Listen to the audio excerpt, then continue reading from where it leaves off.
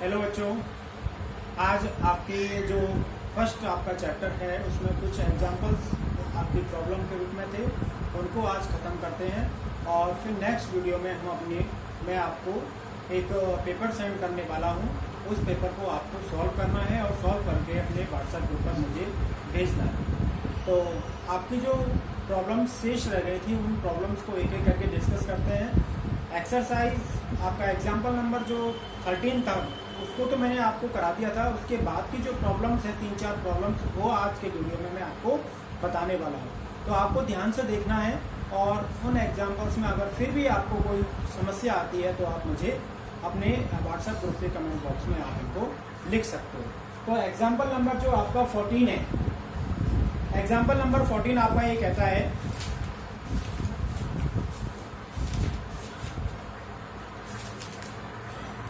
कि तेल की एक बूंद पर 12 इलेक्ट्रॉन के बराबर आवेश है। कितने इलेक्ट्रॉन के बराबर आवेश है? 12। यह स्थिर विद्युत क्षेत्र 2.55 गुणा 10⁴ न्यूटन प्रति कूलाम में संतुलन अवस्था में बनी हुई है। यदि तेल का घनत्व 1.26 गुणा 10⁻³ किलोग्राम प्रति घन मीटर हो तो बूंद की त्रिज्या ज्ञात करनी है। आपको क्या दे रखा है कि एक तेल की बूंद है, उस तेल की बूंद पर आवेश कितना है? 12 इलेक्ट्रॉन के बराबर। आवेश की मात्रा आपको दे रखी है 12 इलेक्ट्रॉन के बराबर, यानी Q बराबर N आप लगाओगे यहां पर। एग्जाम्पल नंबर 14 और आपको दे क्या रखा है? दिया है Q बराबर N इलेक्ट्रॉन के आवेश के बराबर है। अब ये जो तेल की बूंद है वो तेल की बूंद एक स्थिर विद्युत क्षेत्र में संतुलन की अवस्था में रखी हुई है और उस स्थिर विद्युत क्षेत्र का परिमाण आपको दे रखा है E बराबर 2.55 गुणा 10⁴ 2.55 गुणा 10⁴ न्यूटन प्रति कूलम। और इस तेल की बूंद का घनत्व आपको दे रखा है 1.26। घनत्व है इसका 1.26 गुणा 10⁻³ किलोग्राम प्रति घन मीटर। आपको ज्ञात करना है कि तेल की बूंद का त्रिज्या क्या होगी, ये आपको ज्ञात करना है। आर का मान आपको ज्ञात करना है। तो उसके लिए हमको क्या करना है? देखिए बेटा, तेल की बूंद का कोई भार होगा और भार का फॉर्मूला क्या होता है? F बराबर mg होता है।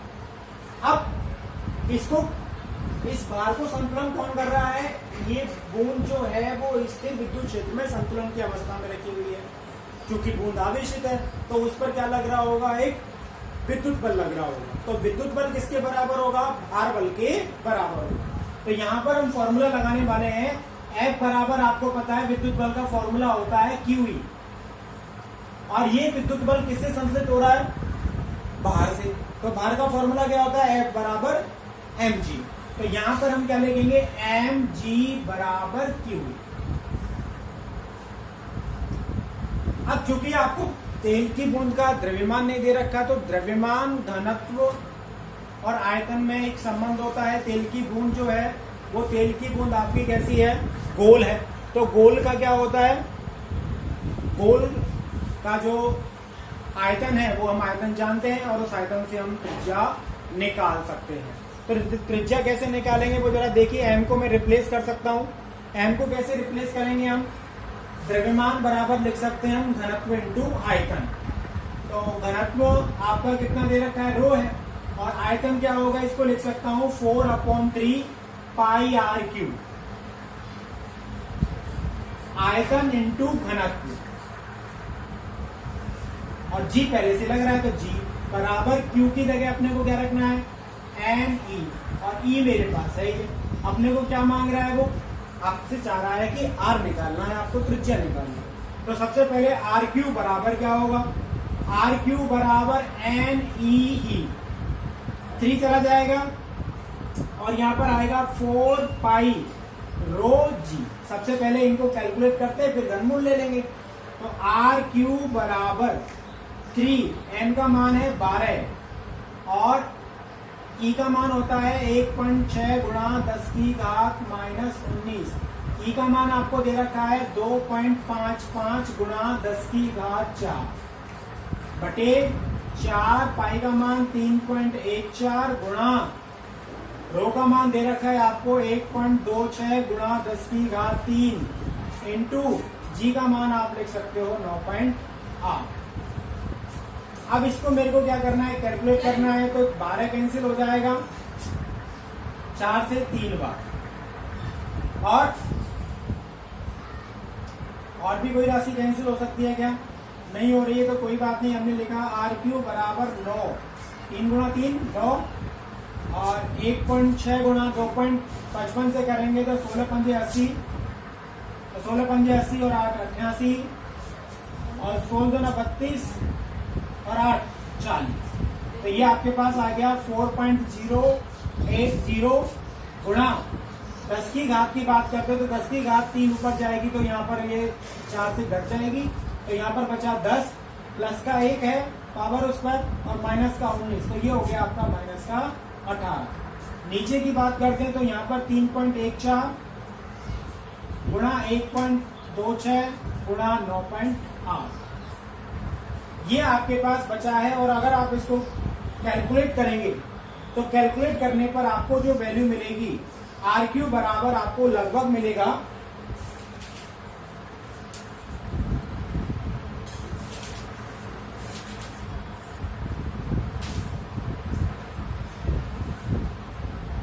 इसको जरा आप एक बार कैलकुलेट कर सकते हैं।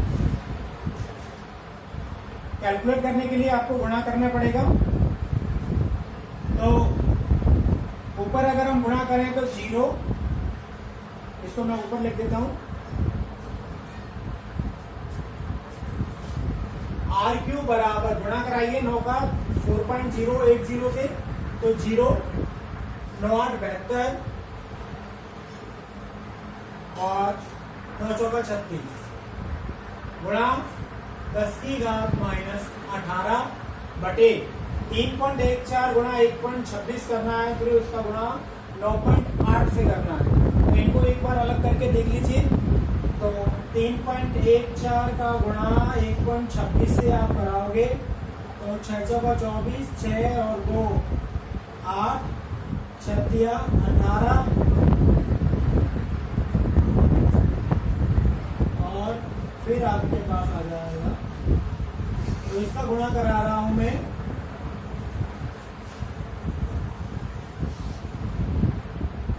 मेरे पास जो इसका गुणा आएगा 3.95 आएगा। 3.95 का गुणा जब आप इस टर्म का गुणा जब 9.8 से कराएंगे हम, तो 9.8 से भी इसका गुणा करा लीजिए, साइड में रफ कॉपी में आप कर सकते हो। तो 6 8 48, 8 5 40 और 4 44, 9 8 72 और 4 76 और 8 24 और 7 31 इंटू 9 6 54, 9 5 45 और 5 50, 9 81 और 5 86 और 9 27 और 8 35, 8 8 6 7 8 3 पॉइंट लगा दोगे, 4 पॉइंट छोड़ करके आपके पास आ जाएगा 3.88 गुणा, नीचे तो गुणा है नहीं है। तो अब आपको करना क्या है, 36 में 36.72 में आपको भाग लगाना है 3.88।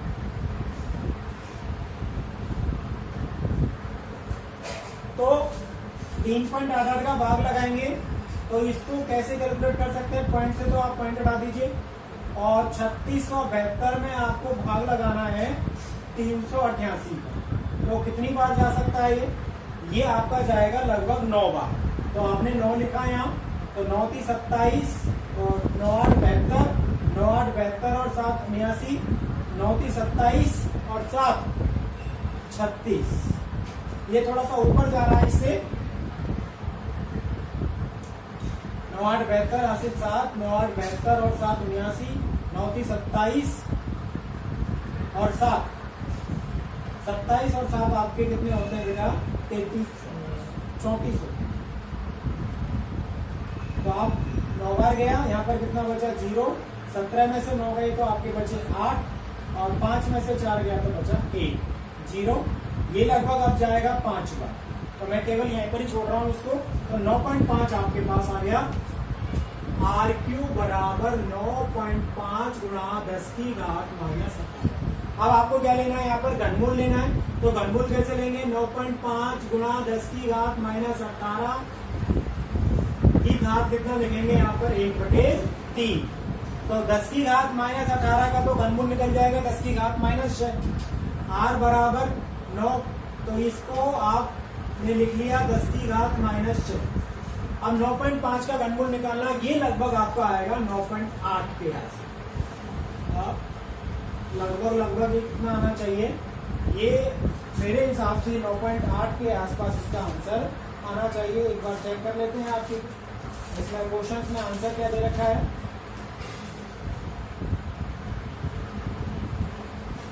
इसमें आ रहा है, इसका आंसर जो है वो है 0.98। तो आप इसको लिख सकते हैं आर बराबर 9.8 गुणा 10 की घात माइनस 7 मीटर। और इसको अगर आप यहां तक, आपका ये क्या हो जाएगा, आंसर हो जाएगा। तो ये आपका एग्जाम्पल नंबर 14 है। केवल और केवल इसमें कैलकुलेशन है। फॉर्मूला जो है वो मोस्ट फॉर्मूला आपका ये है mg बराबर क्यू, ये आपका यहाँ पर यूज हो रहा है और इसको कैलकुलेट करते हुए आपको निकालना।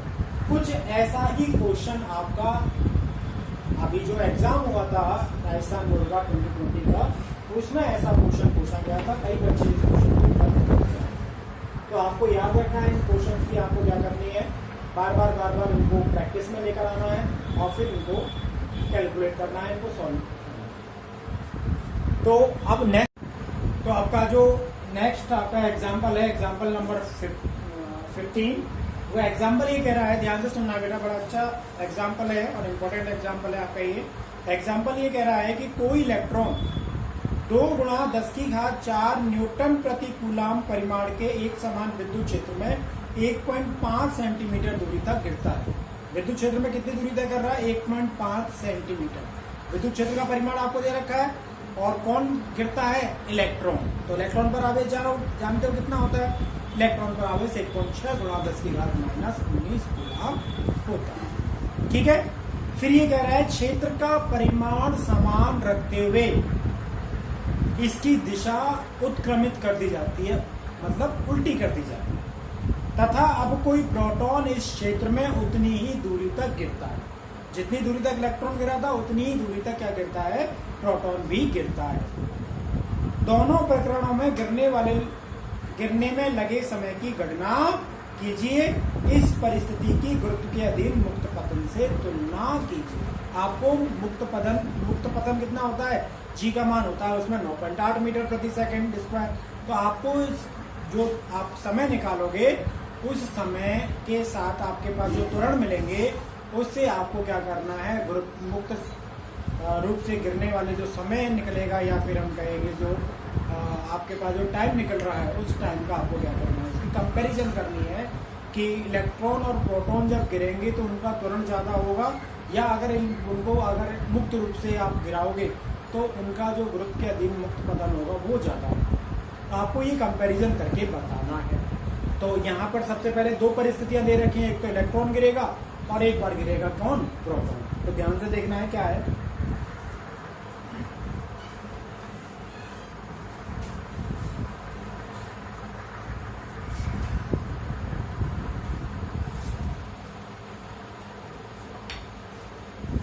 एग्जाम्पल नंबर 15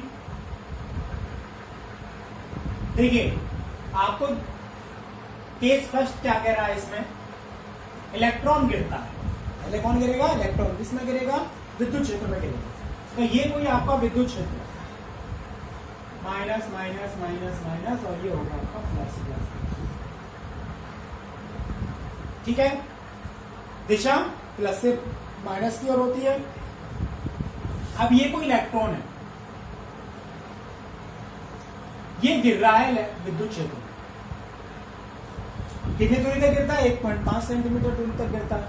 अब यहां पर इस विद्युत क्षेत्र का मान दे रखा है आपको, E बराबर आपको दे रखा है 2 गुणा 10 की घात 4, 2 गुणा 10 की घात 4 न्यूटन प्रति कूलाम आपको ई का मान दे रखा है। ठीक है, अब आपको क्या ज्ञात करना है कि समय की गणना करनी है। तो समय की गणना तो तब करेंगे जब हमारे पास क्या होगा, त्वरण होगा। तो आपके पास आपने यहां पर ही विद्युत क्षेत्र में गिर रहा है, तो क्योंकि इलेक्ट्रॉन है तो इलेक्ट्रॉन पर क्या लगेगा, कूलम्ब बल लगेगा। तो F बराबर क्या होता है, F बराबर होता है QE। यहां पर Q का मान किसके बराबर होगा, इलेक्ट्रॉन के बराबर होगा। तो F का मान यहां पर लिखेंगे F बराबर MA, क्योंकि त्वरण निकालेंगे, त्वरण से हम क्या किसकी गणना करेंगे, समय की। तो F बराबर आपने लिख लिया MA और Q की जगह आप लिख लिया आपने E। यहां पर किसकी बात कर रहे हैं, कौन गिर रहा है, इलेक्ट्रॉन गिर रहा है, तो मैं मास ऑफ इलेक्ट्रॉन हो जाएगा और त्वरण भी किसका हो जाएगा, इलेक्ट्रॉन का। तो सबसे पहले मैं निकालूंगा त्वरण कितना होगा इलेक्ट्रॉन का। तो A कितना होगा, E अपॉन M। यहां पर वैल्यू पुट कर दीजिए। AE बराबर आपके पास E का मान 1.6 गुणा 10 की घात माइनस 19। E का मान होता है आपको दे रखा है 2 गुणा 10 की घात 4 बटे मास ऑफ इलेक्ट्रॉन आप जानते हैं कितना होता है, 9.1 गुणा 10 की घात माइनस 31। तो माइनस 31 ऊपर जाएगा तो हो जाएगा प्लस के 31 और 4 प्लस के 35। और माइनस के कितने हो गए बेटा आपके, माइनस के हो गए अपने पास 19। तो प्लस के 35 और माइनस के 19, तो बचेंगे प्लस के 16। तो यहाँ पर हो गया 1.6 गुणा 2 करेंगे तो 3.2 गुणा 10 की घात 16 बटे आ गया 9.1। तो पॉइंट से पॉइंट काट दो, 32 में 91 का भाग लगाना है तो 3 बार तो जाएगा। तो 32 में अगर आप भाग लगाते हो 91 का तो 3 बार तो 0.3 आ जाएगा।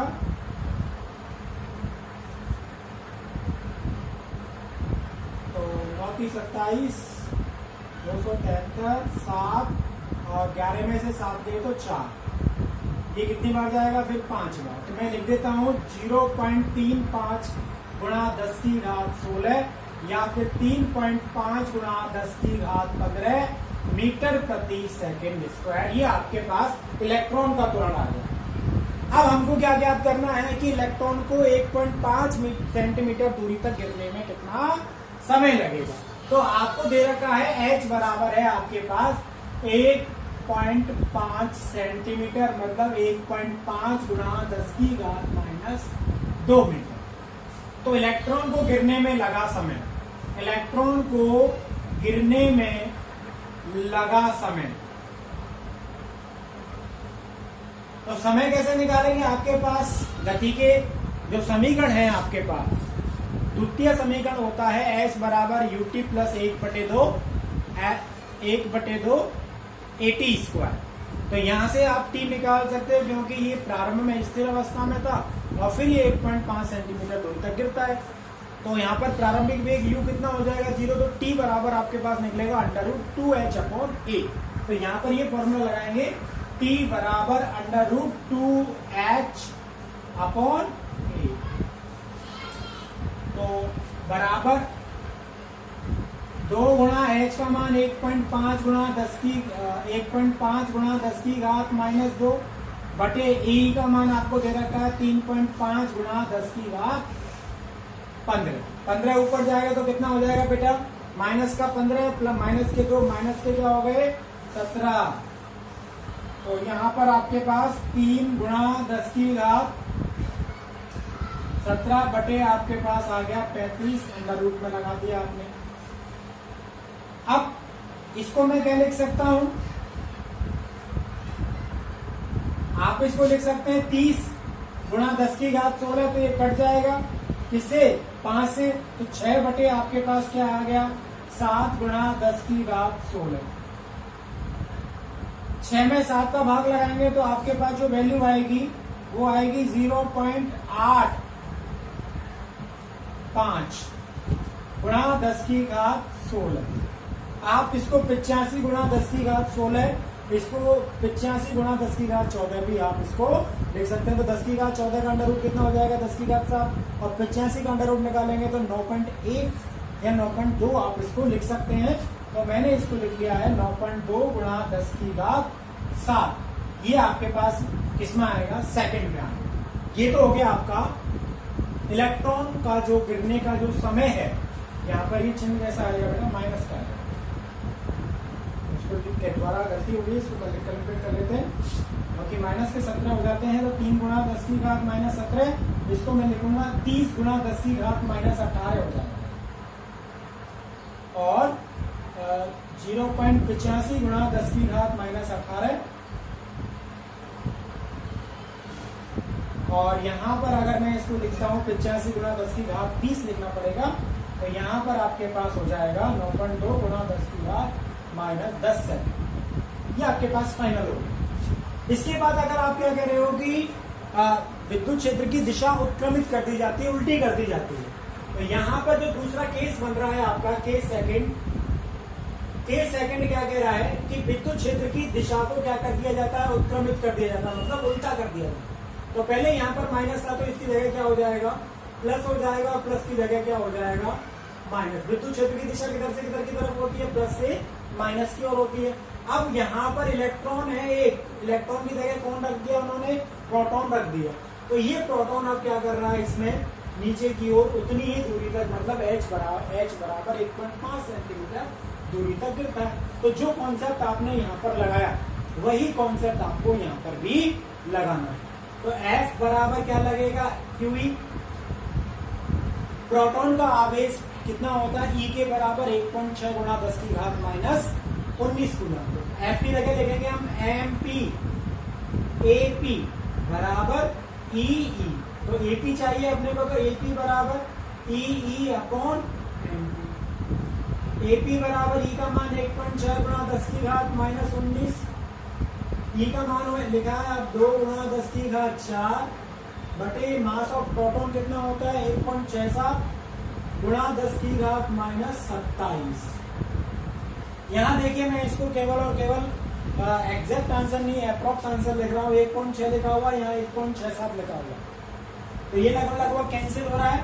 माइनस का 27 ऊपर जाएगा तो प्लस का हो जाएगा, प्लस के 27 प्लस के 4 31 हो गए, प्लस के और माइनस के 19 बचेंगे कितने, 12।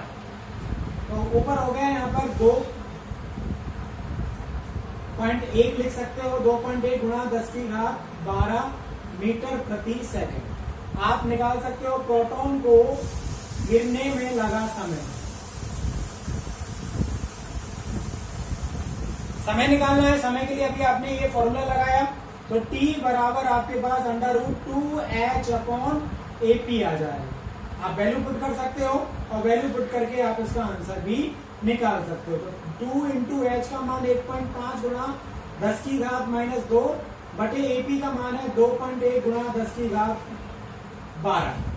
10 की घात 12 ऊपर जाएंगे तो प्लस के हो जाएंगे। यहाँ पर आप इसको 3 से कैंसिल कर सकते हो, पॉइंट से पॉइंट आपका कैंसिल हो गया, 3 पंजे 15 और नीचे हो गया 7। तो ऊपर हो गया 10 बटे 7 गुणा 10 की घात माइनस के 14। 7 में 10 में 7 का भाग लगाओगे तो 7 एकम 7 बच गए 3 7 28, फिर आपका 3 गुणा 10 की घात आपके पास आ जाएगा माइनस के 14। अब 1.43 को आप लिख सकते हैं 143 गुणा 10 की घात माइनस के 16। तो 10 की घात माइनस 16 का हो जाएगा √10 की घात माइनस का 8। अब बचा 143 का अंडर रूट कितना होगा, 12 का अंडर रूट होता है कितना, 144 का अंडर रूट कितना होता है, 12 होता है। तो ये कितना 143, तो 12 से थोड़ा सा कम क्या आएगा, इसका अंडर रूट आएगा। तो आप इसको लिख सकते हैं, मैं लिख रहा हूं इसको 11.95 गुणा 10 की घात माइनस के 8। आप इसको लिख सकते हैं 1.19 गुणा 10 की घात 9 सेकंड। आप जरा कंपेयर करके देखिए कि यहाँ पर आपके पास 9.2 गुणा 10 की घात माइनस 10 आ रहा है और यहाँ पर आ रहा है 1.19 गुणा 10 की घात माइनस 9। तो कौन पहले गिर रहा है, इलेक्ट्रॉन गिर रहा है। जो भारी होता है, प्रोटॉन भारी है तो वो धीरे धीरे गिरेगा, और जो हल्का होता है वो तेजी से गिर रहा है। उसको ज्यादा समय, उसको कम समय लग रहा है और इसको ज्यादा समय लग रहा है। अब बात करते हैं यहाँ पर, वो कह रहा है कि मुक्त पतन में जो गुरुत्वीय त्वरण होता है उससे उनकी तुलना करनी है।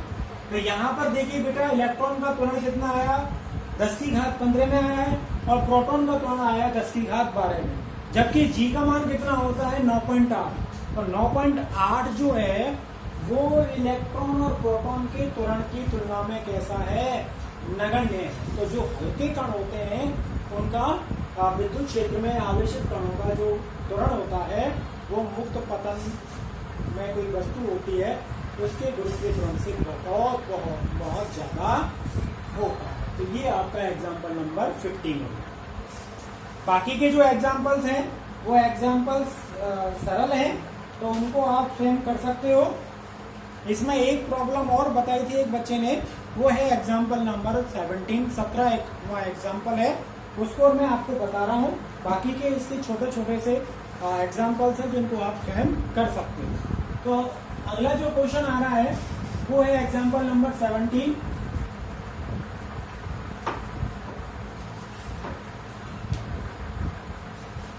थोड़ा लेंथी क्वेश्चन है वो, लेकिन है इजी।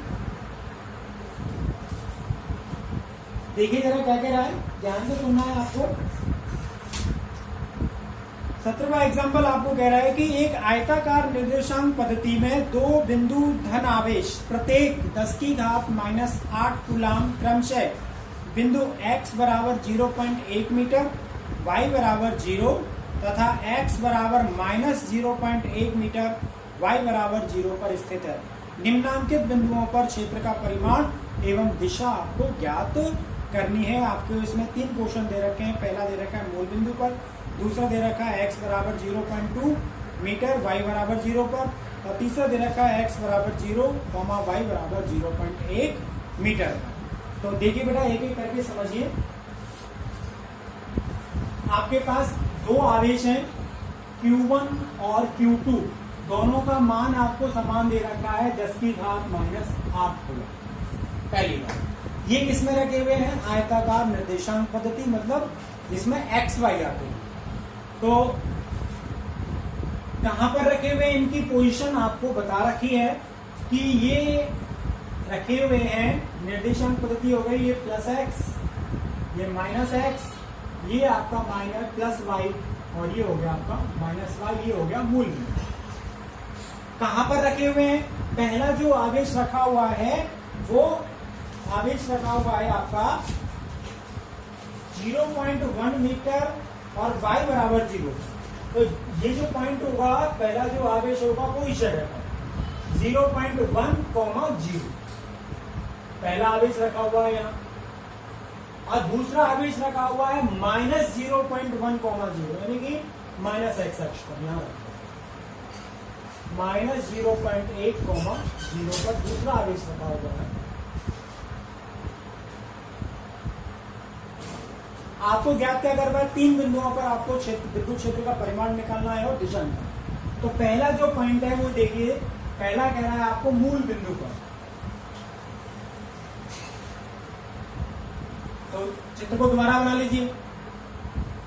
ये आपका मूल बिंदु हो गया हो, यहां पर पहला आवेश है 10 की घात -8 कूलम, और दूसरा है आपका यहां 10 की घात -8 कूलम।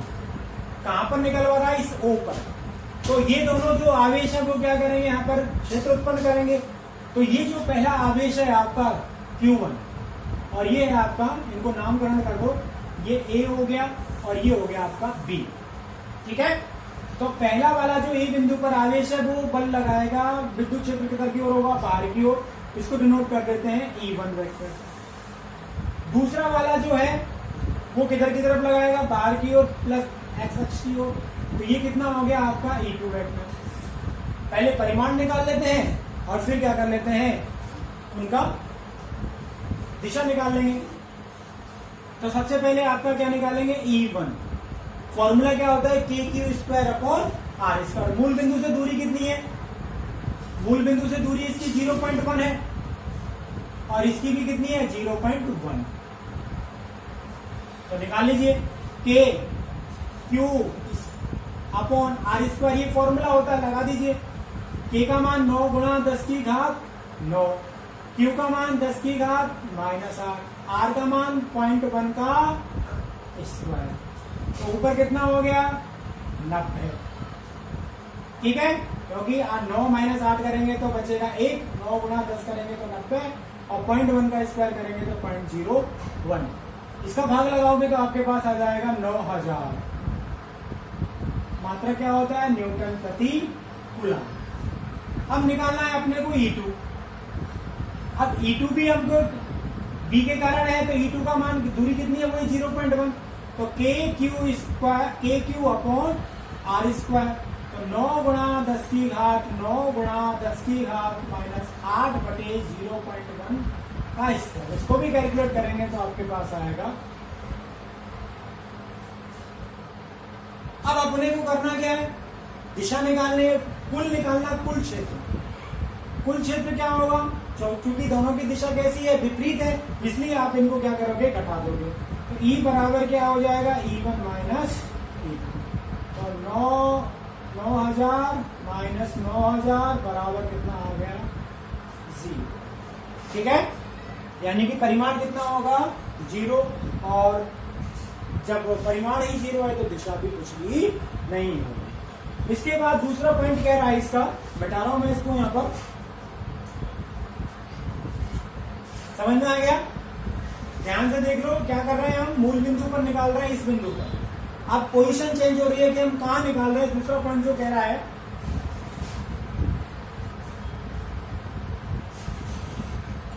दूसरा पॉइंट कह रहा है आपको निकालना है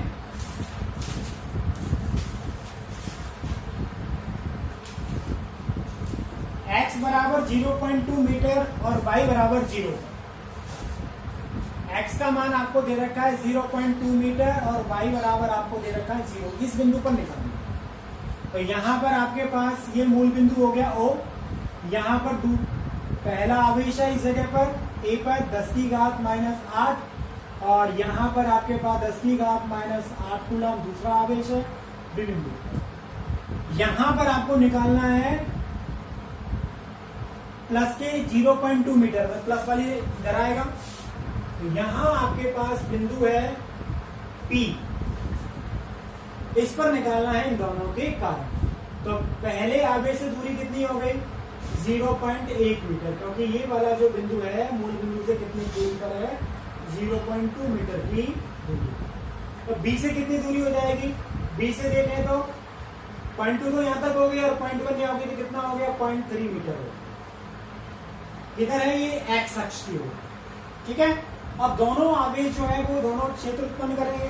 तो पहला जो क्षेत्र है ए बिंदु पर जो है वो आवेश बाहर की ओर लगाएगा तो ये हो जाएगा आपके पास E1 वेक्टर।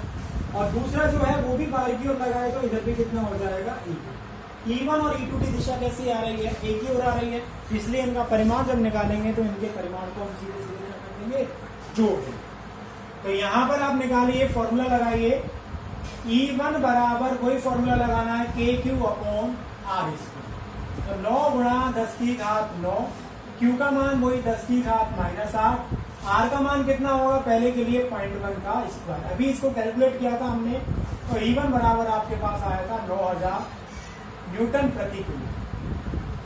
अब ऐसे निकालना है आपको E2। तो यहां पर KQ अपॉन R स्क्वायर 9 गुणा 10 की घात 9, Q का मान 10 की घात माइनस 8, R चेंज हो गया, कितना हो गया? 0.3 का स्क्वायर।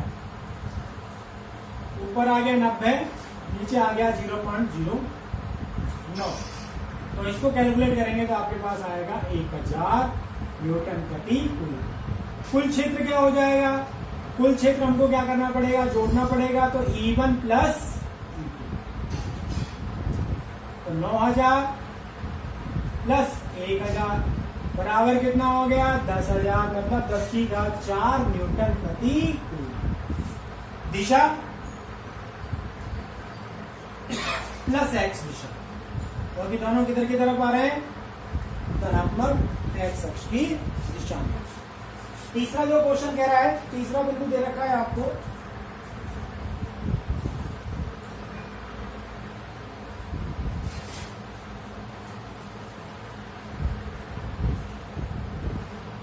तीसरा बिंदु आपको दे रखा है x बराबर 0 और y बराबर 0.1।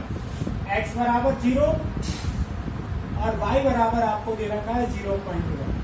मतलब ये अब जो बिंदु है वो कहाँ पर है, y अक्ष पर है।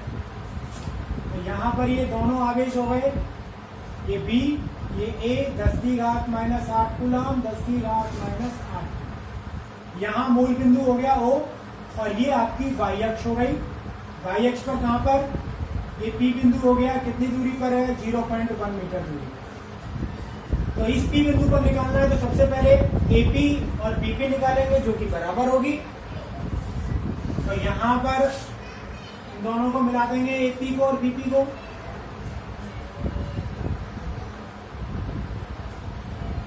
तो AP BP निकालेंगे किससे, ये 0.1 है, ये 0.1। तो AP बराबर BP बराबर कौन सी प्रमेय लगाएंगे, पाइथागोरस कांड निकालना है। तो 0.1 का स्क्वायर प्लस 0.1 का स्क्वायर कितना हो गया, 0.01 प्लस 0.01 बराबर √0.02। तो ये हो जाएगा √2 गुणा 10⁻⁻1 मीटर। आ गया AP और BP का मान। अब हमको निकालना क्षेत्र कितना होगा। तो क्षेत्र के लिए सबसे पहले A का किधर की ओर होगा, बाहर की ओर होगा, ये आपके पास हो गया E1 वेक्टर, और B का किधर की ओर होगा, वो भी बाहर की ओर होगा, ये कितना हो गया E2। दूरी बराबर है, परिमाण बराबर है आवेशों का, इसलिए विद्युत क्षेत्र का परिमाण कैसा होगा, E1 और E2 का मान भी बराबर होगा। E1 का परिमाण और E2 का परिमाण कैसा होगा, समान होगा। कितना, KQ/R²। लेकिन चित्र में आपको दिख रहा है कि इनकी दिशाएं कैसी हैं, अलग अलग है। तो हम क्या करेंगे, इसका घटक वियोजन करेंगे। परिमाण समान है परंतु दिशाएं भिन्न भिन्न है, अतः घटक वियोजन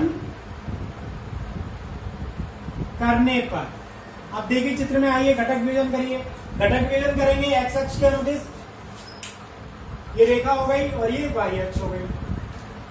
ये अगर कोण थीटा है तो ये वाला कोण भी क्या होगा, थीटा होगा, और ये कोण भी आपके पास क्या होगा, थीटा। तो सबसे पहले E1 का करेंगे, तो यहाँ पर आएगा E1 cos थीटा, इसके लंबवत आ जाएगा E1 sin थीटा। ऐसे ही अगर E2 का करेंगे तो यहाँ आएगा E2 cos थीटा, और ऊपर वाले में आ जाएगा E2 sin थीटा। चित्र में दिख रहा है E1 cos थीटा और E2 cos थीटा परिमाण में समान और दिशाओं में विपरीत है, इसलिए एक दूसरे को क्या कर देंगे, कैंसिल कर देंगे। और E1 sin theta, E2 sin theta एक ही दिशा में, इसलिए आपस में क्या हो जाएंगे, जुड़ जाएंगे। तो लिख लेते हैं E1 cos थीटा तथा E2 cos थीटा परिमाण में समान तथा दिशा में विपरीत होने के कारण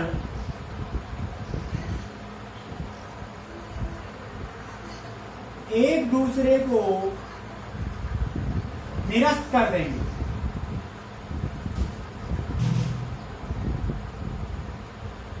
परंतु घटक E1 sin थीटा तथा E2 sin थीटा परिमाण व दिशा में, परिमाण तथा दिशा में समान होने के कारण आपस में जुड़ जाएंगे। तो जोड़ दो इनको। E बराबर आपके पास क्या होगा, E बराबर होगा E1 sin theta plus E2 sin theta. अभी आपने कहा कि E1 और E2 का परिमाण कैसा है, समान है, तो ये टर्म को आप लिख सकते हैं E बराबर 2 E1 sin, E बराबर 2, E1 का मान KQ/R²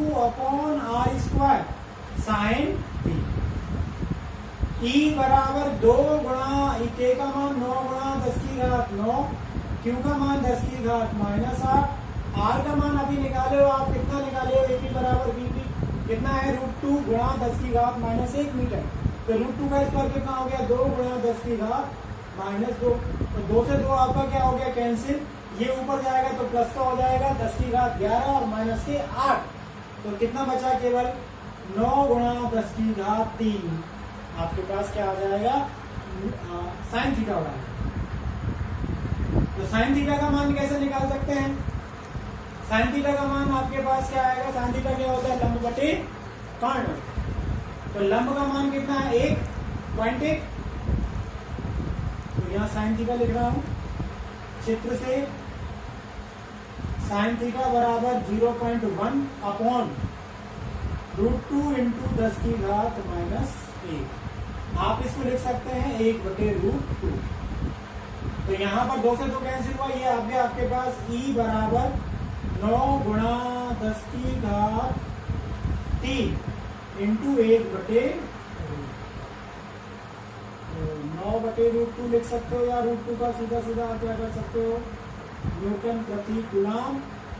और दिशा अगर आपको निकालनी है तो दिशा आपको चित्र के अनुसार किस दिशा में आ रही है, y दिशा में। तो ये आपका क्वेश्चन हो गया, अच्छा क्वेश्चन है, इंपॉर्टेंट है नेक्स्ट ईयर के लिए। इसके अलावा जो इसमें एग्जांपल्स दे रखे हैं वो सभी इजी है। फिर भी मैं आपसे कहता हूं कि इनको आप एक बार और रिपीट करके देखिए, और कोई प्रॉब्लम आए तो आप मुझे वीडियो में या फिर अपने व्हाट्सएप ग्रुप पर मुझे इसको भेज सकते हैं। तो इनको जरूर करना है। अगले वीडियो में आपको मैं अगला चैप्टर नंबर 2 गाउस की प्रमेय और उनका अनुप्रयोग वो समझाऊंगा, जिसमें सबसे पहले हम पढ़ेंगे विद्युत फ्लक्स क्या होता है। तो अब तक के लिए जो मैंने आपको पढ़ाया है इसको एक बार मेरे पुराने वीडियो देख करके रिपीट कर लीजिए। और भी कोई प्रॉब्लम आती है तो मुझे अपनी क्वेश्चन सेंड कर सकते हो। आप अपने जो नोट्स प्रिपेयर कर रहे हो उनको एक बार और मैं क्लियर कह रहा हूँ, बेटा क्लास का आपका कोई पता नहीं है कि क्लास कब लगेगी। ये ऑनलाइन जो आपकी क्लासेस चल रही हैं ये बहुत इम्पोर्टेंट है, इनको कृपया करके देखिए, समझिए, क्योंकि हो सकता है कि आपका जो फ्यूचर हो ऑनलाइन क्लासेस पर ही बेस्ड हो। तो अपना समय वेस्ट मत कीजिए। नेक्स्ट ईयर का जो आपका सेशन है वो सेशन हो सकता है बहुत छोटा हो, और छोटे होने पर आपके पास जो लोड होगा वो लोड बहुत ज़्यादा हो जाएगा, जिसको आप बाद में कैच नहीं कर पाएंगे। तो इन वीडियोज़ को लगातार देखते रहिए और मेहनत करते रहिए। Thank you.